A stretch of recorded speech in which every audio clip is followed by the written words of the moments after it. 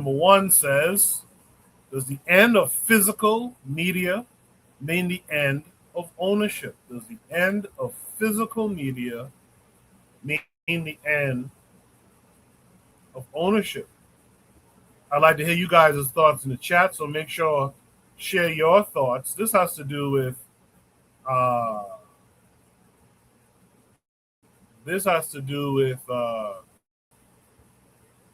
about 2 weeks ago, Sony decided to end physical disc for their PlayStation games, and there was a big uproar.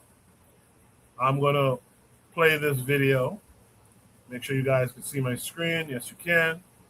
I'll play this video, and then we'll discuss it. Hopefully, we'll have more participants up here. A lot of slaughter in the chat says, I'm only on YouTube as I keep a small footprint online. Respect to that too.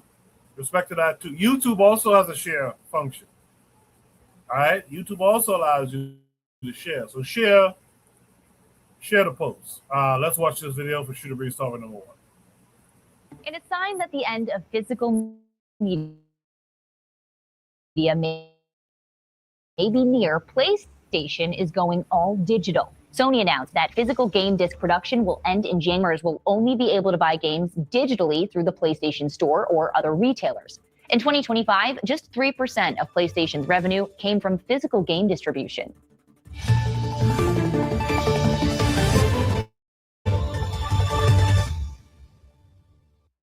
In a sign that the end of physical digital, Sony announced that physical game disc production will end in January 2028.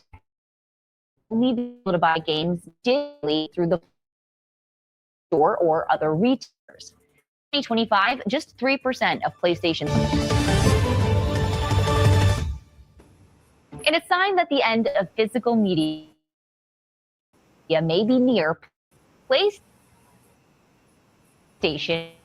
All right, is forgive me, going my all computer. I don't know what it is. I restart before the show, but like something takes a while to catch up or something. But computer has a little bit of a lag going on. Let's see what the comments were under that video. Someone named Will Motion Master says they, at the same time as this announcement, removed 500 movies from their digital storefront for renting and buying movies. Also, removing them from the library of the people who bought those titles. So, hey, ABC, maybe report those two things together. Kind of relevant. Yeah, that are the facts. Someone says, may they tank so hard. Someone says, RIP Sony. I'm not buying unless it's used. Another person said, this is all control. We won't own anything. They'll be able to pull games that we play at any time they want. This is control. Get your hard copies now. Then piracy isn't stealing. That right there could have been my last reading of comments. Let me read it again. It says, if buying isn't owning, then piracy isn't stealing. And the last comment, someone says, RIP GameStop, which is what I immediately thought. Xbox has already done this. You just own it digitally now. So what's interesting about Xbox, and you're right, Xbox already started with the, what was that console? The Xbox One, I think? I think it's Xbox One. But the last Xbox I have is a 360. And I'm so happy to still have that and my physical copies of games. Sister Raw says, greetings to all. So shout out to Sister Raw as well. The funny thing about Xbox, I haven't done it. When Xbox did it some years back, I think it was 2013 or something, PlayStation was clowning. PlayStation had a whole event where they was talking about how it's nice to be able to own the physical game, to be able to share it with friends and family, things of that nature. And here comes some year, a decade later, here comes PlayStation doing the same. Then just PlayStation, if you peep it, right? The main question is, as physical media disappears, are consumers also giving up the ability to truly own the entertainment they purchase? They're clearly, the powers that be, is clearly putting everyone on a subscription model for most things. There used to be a time you used to own Microsoft Word, for example. And you used to own it. It was yours, and you got the updates and everything. And now that's a subscription model now. And I guess the bigger question is, when we purchase digital media, do we actually own it? Or are we only paying for access that a corporation can later restrict or revoke, like you saw in some of the comments on this video that I just showed? This is about people having power over you, right? These guys, so you can buy a movie, digital only, right? You can buy a movie, have it in your digital library, and if the company that you own of it, let's just use Sony. Let's say you own a Sony movie, a movie that's on Sony's platform. You bought it, you own it, quote unquote. But Sony then loses the rights to that movie. We see this stuff with Netflix and stuff all the time. A series or a movie that's on Netflix for years can one day go off of it, and the next thing you know, it's on Hulu. If you had purchased it and the rights go to someone else, you lose that movie. It's ridiculous. And the most ridiculous thing is that this is not just as Africans per se, but we as people, we're sitting by watching it happen. As is the case with many other things, we just sit by and we let it happen. We participate in the nonsense.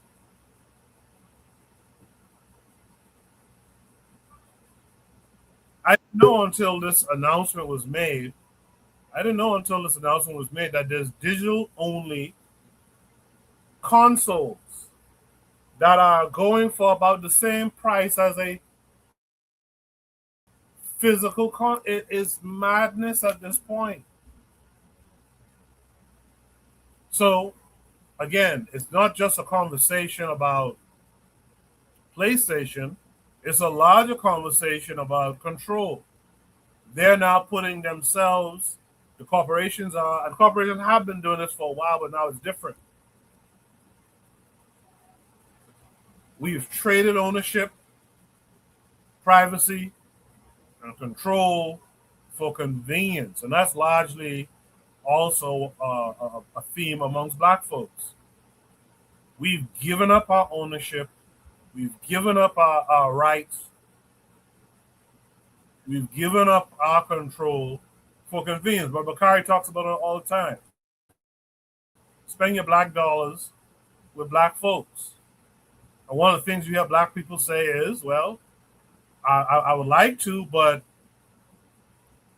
the Black store, the Black vegetable store, Black gas station is kind of out of my way. It's more convenient to go right there by the Arabs in there. So we're sitting back and we're just giving ourselves away. Eventually we will be, we will be slaves again.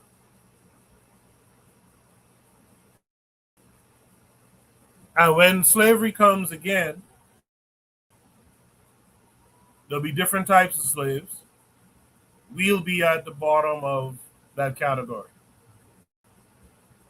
But the in chat says the new Xbox will be $1,200 or more. I heard madness. I was telling my sons and them the other day, uh, uh, basically a digital only console is essentially a modem. You're paying for a modem. You're paying for a gadget that's going to connect you to their store.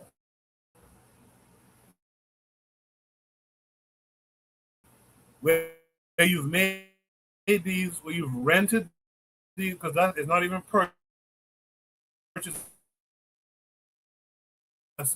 You're paying $1,200 for a modem. I know I've rambled a bunch, but KW7 in the chat says this is late stage capitalism. So hear me. This is where the madness is starting to come in. But Bakari in the chat says if people rejected those things couldn't absolutely. Absolutely. You're a slave to a subscription. With that said, let me welcome my brother Black Steel this week. Black Steel, how are you? Doing good, Koku. I'm doing all right. I'm glad you're touching on this topic a little bit. Um, so I think part of the problem, and I want to kind of spin this as far as just the larger information, right? One thing I will say this is that first, Xbox, even though it's mainly digital, you still do have the option to use discs, right? I haven't bought a game since Resident Evil 4, but you still have that option.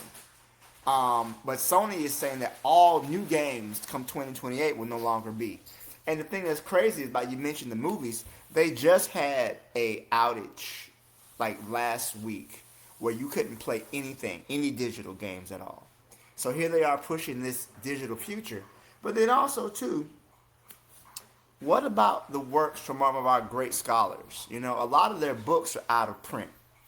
So what happens when the only way we can get these books is digitally, and they decide, oh, something happened, and now we've lost the book, and now we can't get it back. So, like you said, if you control the flow of information, you can dictate how you want it to go. And I think a lot of people, they were saying, if you're paying for these games, you're expected to buy these games, you own them, right? Then you should be able to play them. But what happens is many times if they stop doing the servers, you can't even play the game that you purchased. So what's the point of purchasing it, right? And even with our literature, there was a book by Chinweizu who I really wanted to get called "The West and the Rest of Us." That book was $900. It was completely out of stock, and it was anybody who had it was charging $900 for that book. There was no way I could afford to get that book.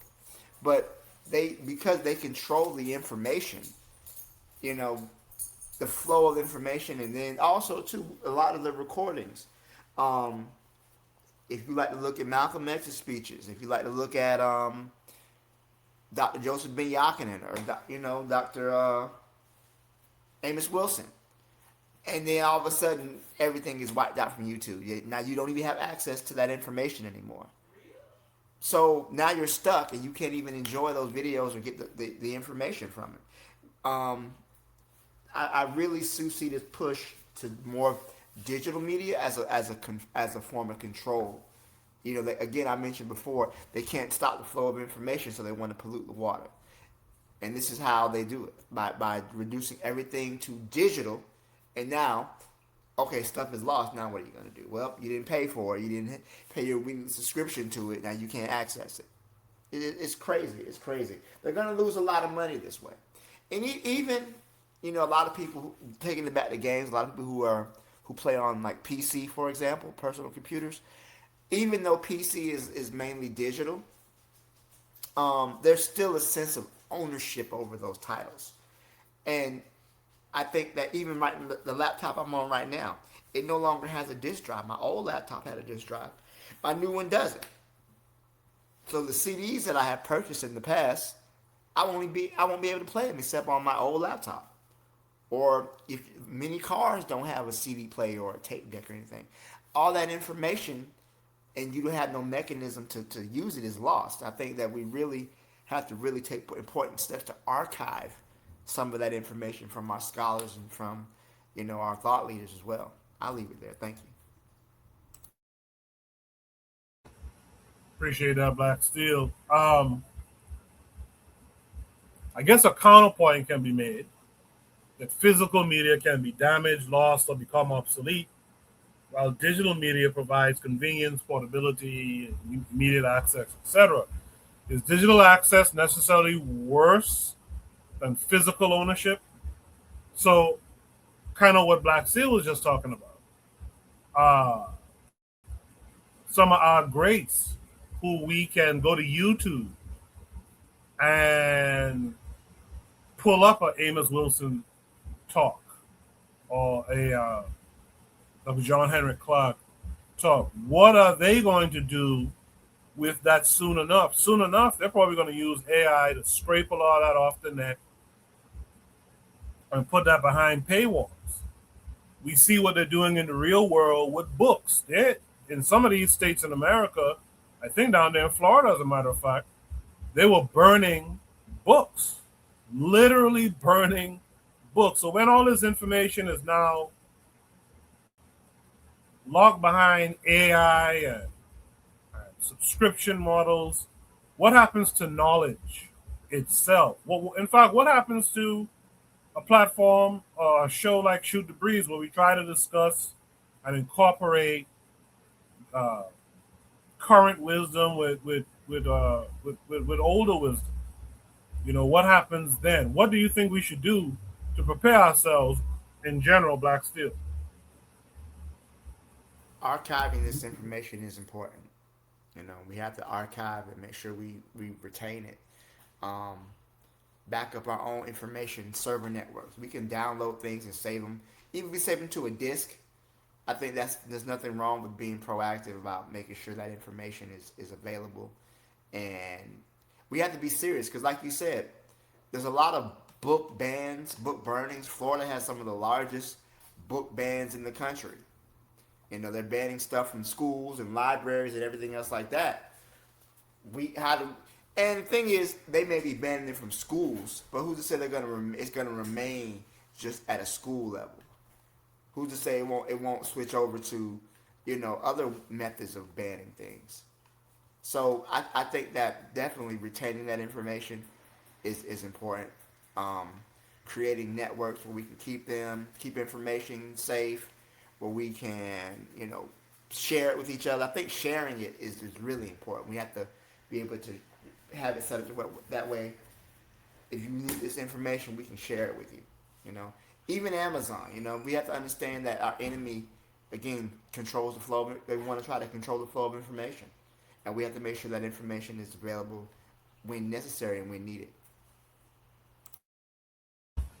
I appreciate that, Black Steel. Yeah. In the chat earlier, KW Don 7 said, we don't have a black business infrastructure in Canada. We have a couple of restaurants, barbershops, and small grocery stores with Caribbean products. So you see what's going on in Canada with Africans in Canada. They don't have the infrastructure. So they're forced to go along with what these white folks have going on, which is a shame. Lord of Slaughter says we need new age scribes or those books will be lost. Yeah, we gotta figure out something. With that. Culture Education is here.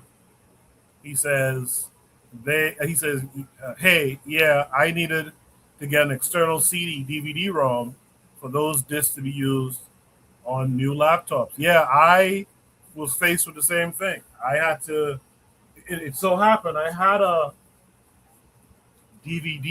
external DVD drive from back in the day, and I had to dust that off the other day, maybe a year ago when I got this laptop, or 2 years ago when I got this laptop, because these shit don't come with the ability to play, to run disc and stuff like that. And that's what they're taking away from you. So even if you can have all the Amos Wilson lectures on a DVD somewhere, which some people have because people used to sell them back in the day. Soon enough, you're going to be hard pressed for you to go and be able to just pop it into a computer, a laptop, and play it. Man, you know what? Let's go to Shooter Reese topic number 2. So in this case, if corporations can turn personal ownership into temporary access, what happens when an entire community loses control of its businesses, institutions, and marketplace? That brings us to Shooter Reese topic number 2.